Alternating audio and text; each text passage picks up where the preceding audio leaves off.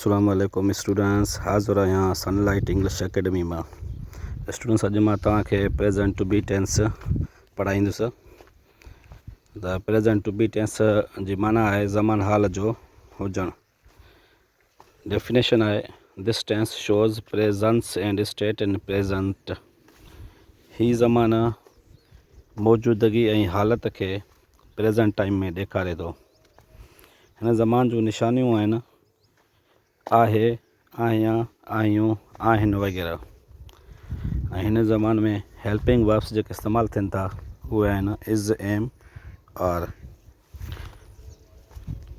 Is, am, are हिन ज़मान जा हेल्पिंग वर्ब्स आहिनि जंहिंखे असीं लिंकिंग वर्ब चवंदा आहियूं। हिन टेंस जी फॉर्मेशन आहे subject is, am, are, object. Subject रखण खां पोइ इज़, एम, आर मां को बि हिकिड़ो इस्तेमालु थींदो जेको सब्जेक्ट जे मुताबिक़ इस्तेमालु थींदो। ऑब्जेक्ट बाद में रखिबो। एग्ज़ाम्पल आहे ही छोकिरो आहे, हिन जी अंग्रेज़ी थींदी ही इज़ अ बॉय। ऐं इज़ जेको आहे ही, शी, इट ऐं सिंगल नेम सां इस्तेमालु थींदो, जॾहिं त आए सां एम इस्तेमालु थींदो। ठीकु आहे, पहिरियां ॿारो ज़हन में विहारियो त ही, शी, इट या सिंगल नेम सां इज़ इस्तेमालु थींदो, जॾहिं त आए सां एम इस्तेमालु थींदो। जॾहिं त वी सां, यू सां, दे सां, प्लूरल नेम सां आर जो इस्तेमालु थींदो आहे।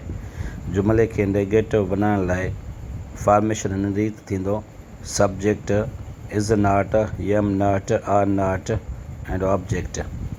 एग्ज़ाम्पल आहे उहे क्लास में न आहिनि, they are not in class. पहिरियां ॿारो उमेदु आहे त तव्हांखे अफर्मेटिव ऐं नेगेटिव सेंटेंस सम्झ में अची चुका हूंदा। हाणे असीं इंट्रागेटिव एंड नेगेटिव सिखंदासीं। इंट्रागेटिव करण लाइ इज़, एम, आर, सब्जेक्ट ऐं ऑब्जेक्ट, यानी कि सवाली जुमिलो ठाहिण लाइ असीं इज़, एम या आर जो इस्तेमालु जुमिले जे अॻियां कंदासीं। हुन खां पोइ सब्जेक्ट ऐं सब्जेक्ट खां पोइ लास्ट में ऑब्जेक्ट रखंदासीं। छा असीं सभु मुस्लमान आहियूं? Are we all Muslims?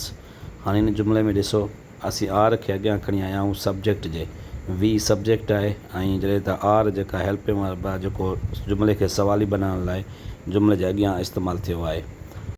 Interrogative ऐं नेगेटिव यानी कि सवाली ऐं नाकारी। सवाली ऐं नाकारी ठाहिण लाइ इज़, एम, आर जो इस्तेमालु जुमिले जे अॻियां ई थींदो। पोइ सब्जेक्ट जे पुठियां नॉट रखिबो, पोइ ऑब्जेक्ट रखिबो।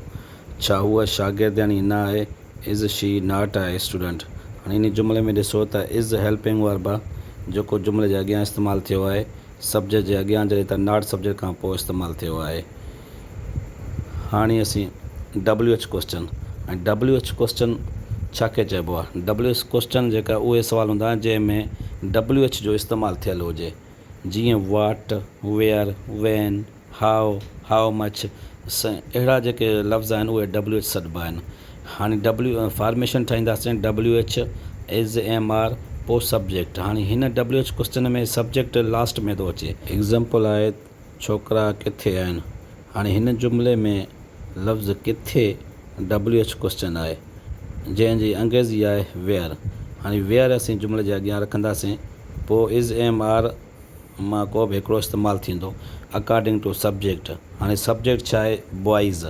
ऐं यकीनन जेका असांखे हिते आर इस्तेमालु करिणो आहे, त जुमिलो इंग्लिश में थींदो वेयर आर बॉइज़। पहिरियां ॿारो उमेदु आहे त तव्हांखे मुंहिंजो हीउ वीडियो पसंदि आयो हूंदो। जेकॾहिं वीडियो पसंदि आयो आहे त मुंहिंजे चैनल खे सब्सक्राइब कंदा, लाइक कंदा ऐं कमेंट कंदा, त जीअं मुंहिंजा ईंदड़ वीडियोज़ आहिनि उहे तव्हां ताईं शेयर थियनि।